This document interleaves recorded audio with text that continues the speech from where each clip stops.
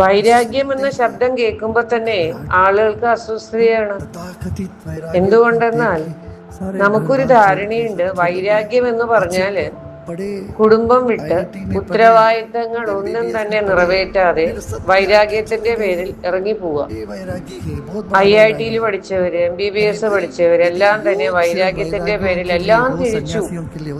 ഓ, ഇതാണല്ലേ വൈരാഗ്യം.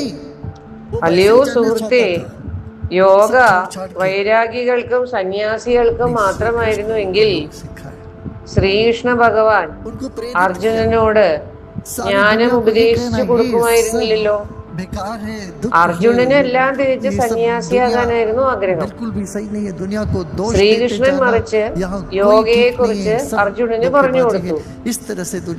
അർജുനനിൽ ലക്ഷ്യബോധവും ഉണ്ടാക്കി കൊടുത്തു.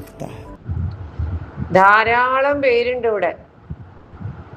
എപ്പോഴും ലോകത്തിൽ ദുഃഖം മാത്രമേ ഉള്ളൂ, ലോകത്തില് ഒന്നും തന്നെ ശരിയല്ല, എപ്പോഴും ഇങ്ങനെ ശപിച്ചുകൊണ്ടിരിക്കും.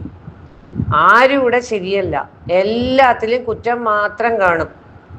ഇതല്ല വൈരാഗ്യം എന്ന് പറയുന്നത്.